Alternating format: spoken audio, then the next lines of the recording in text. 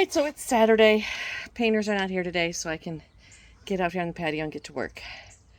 I'm not feeling my 100% today. I'm a little, I don't know, just a little under the weather or a little tired or something. But this is my shed shelf project, and I cut all the lumber last week on a day it wasn't raining and there weren't painters back here. And but then I got thinking about how I was going to construct it, and I realized that those long boards were 3 inches too long. So I just chopped 3 inches off them, and because the finished width, the back of the shed and the shelf to fit in it, 93 inches. I cut those at 93 inches, but then I realized that my 2x4s, my 1.5 by 3.5s, either needed to go on the end, which is where I kind of want them to go. So they're going to add 3 inches total to the width instead of in the front, because then they're going to block off. Yeah, I don't know. It made sense to me. And if it ends up being 3 inches short, it's going to just make it easier to get it into the space, to have it a little, so it's not like a perfect tight fit. I am hoping that I know I can build this. Do I think I can move this once it's built? No. So the plan is I'm going to build the first shelf layer and then somewhere behind me here are the uprights, and I'm going to attach the bottom shelf to the uprights and move it into position. Then put the plywood on top, maybe not completely into position, but at least into the shed. And then put the second tier on in the shed, third tier on in the shed. Then it's just a matter of sliding it into place already in the shed, instead of moving it across the patio and into the shed and turning it and all the things. That's my plan. Problem is my shed already has stuff in it, but I'm not going to empty it until I know that I'm ready to put this in there. And then I'll empty it, and then we'll go from there. I kind of want to see how this whole process, obviously as I go along, it'll probably get easier and quicker, but this first few layers are probably going to be a little challenging. I think I'm done with the chop saw for now, but I'll probably have to pull the table saw out and move my sawhorses and things, because I don't want to table saw things back toward a window. Not a good idea. Here's the plan. 2 long 2x4s and 3 short 2x4s. The long ones are the width I want minus 3 inches, because the legs are going to go on the ends. And the middle ones are 21 inches because I want my shelves to be 24 inches deep. I have a corner clamp that I'm still trying to figure out how to use, and screws. Screw it all together. Then we'll show you the next step when the next step comes. So let me show you the next step. I built the frame, and these here are my 6-foot tall supports, legs. And then I want each shelf, I'm on the wrong side here, hold on. I want each shelf to be 20 inches between the shelf and between shelves, basically. So I've cut some 20-inch pieces of scrap and screwed them to the legs on the inside. So there and there, and then the top legs, well, front and back legs. So now I just have to screw in from the side into here. And then I'm going to take the spacer off, put it up, build another frame, etc., etc. After I get the legs on this frame, that's when I'm going to empty the shed, because yeah, I got some stuff in here already, and put this in the back of the shed, put the plywood on the first level, then build the frames out here, and put them in here. Probably not along the back, because obviously I gotta get to the back side. I don't have to screw the legs in, but in here and then I just turn it. So that's why this got to get emptied. That's why I've been putting this job off, because it's just, I've been motivated to do it. Don't get me wrong there. I've been wanting to do it, but I'm going to have all that stuff out here on the patio, and I needed good weather for that, and I needed space. And even now I'm working around a couple ladders that the painters have left here and a bunch of their stuff, but it's not too bad. I was able to move most of it over there. So just going to keep working.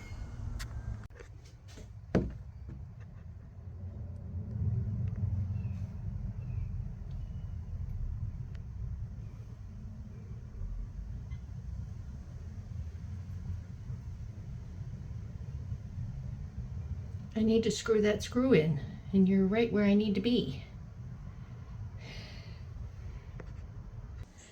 Okay, so the shelf unit is in place, and it fits. It was a Herculean task for this chick to get it in here, but I got it in here, and it's the exact size it needs to be. So, poses a problem, though, because I was screwing in the platforms from the sides. Now that I realized once I got it in here and quote unquote test fitted it, that it's not something I can build in the middle of the room and then wedge into place. If I made it another 3 inches shorter, so I had some more wiggle room, I could. So I'm improvising. And I have a special work supervisor here from my insurance agent, my insurance company, making sure I do everything right. Yeah, dude.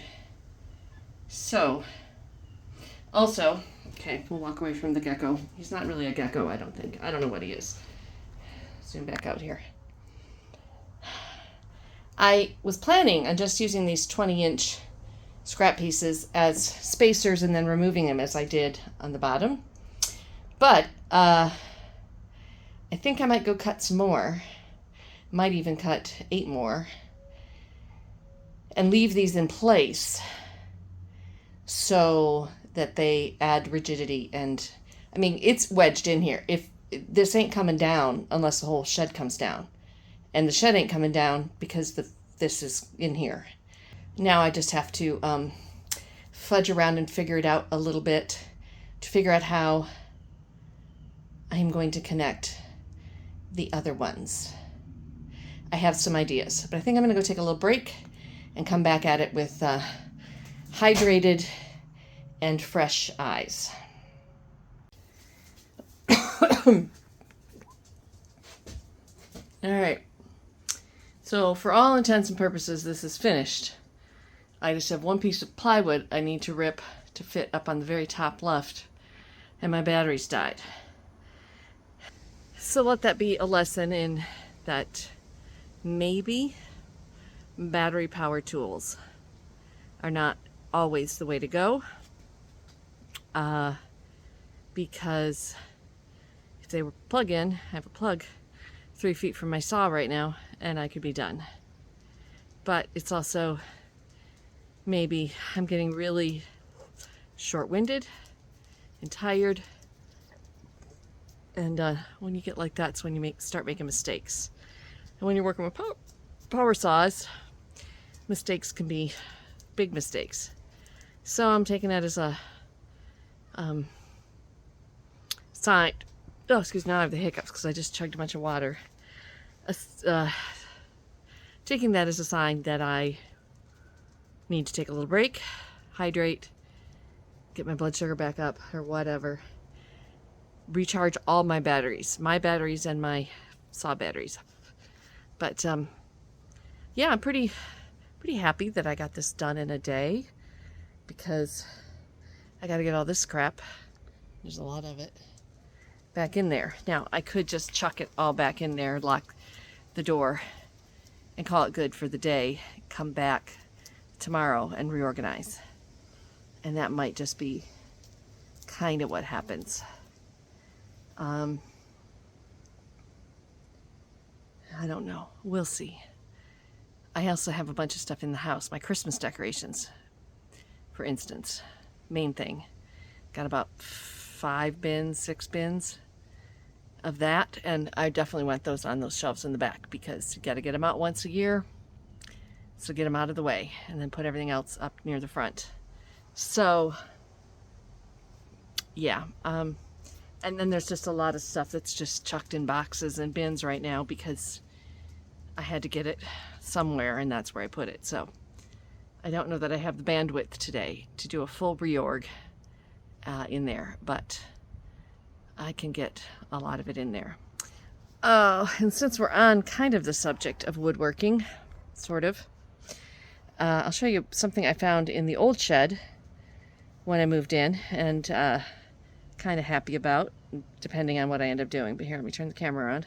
See, all these pipe clamps. Just 2 really long ones, 2 pretty, actually 2 really long ones, a 3rd average one, and 3 other average ones, a little shorter than the other one, and then a couple really rusty ones back in there. That are maybe 2-foot ones.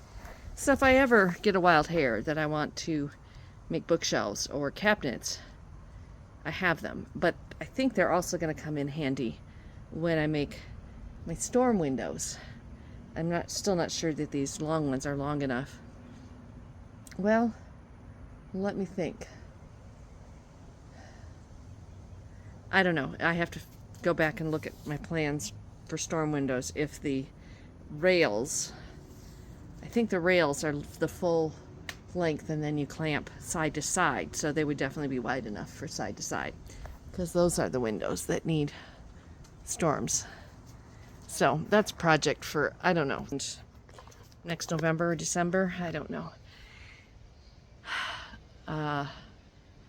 And it might not be just do them all at once. It might be, I gotta get the ones on the kitchen and the lounge. So there's 4 kitchen windows and a double lounge window. Those really need. And then on the 3 living room windows. Those are kind of my goal for this year. Get those storms on those. And then the other side of the house, get those when I get those done. But these, it's more for almost as much for protecting the windows from the weather as it is from adding insulation, although that'll be a big part of it too. But now that the windows are going to be painted and everything, I just want to protect them. So, all right, I'm going to go find a granola bar or a cookie or a apple or something. All right, so it's done. It's not reorganized. There's going to be another set of these black wire shelves coming in from the utility room at some point. I'd like to get some kind of wall storage, like racks for this wall for garden tools and things. I may also build some kind of shallow shelf thing over here or something. I don't know. Not gonna worry about it. But Christmas is in here. Camping is in here. And then other stuff is just going to be tossed in here for now until I have time, energy, and inspiration to organize it, which will probably be soon unless it gets too hot. So, and yeah. Okay. So it's a little after 5. I took probably a half hour, 45-minute break and came back out and this is what I'm finished. So I'm just going to put my shop vac and my saw and my lawnmower and some other things back in here and lock it all up.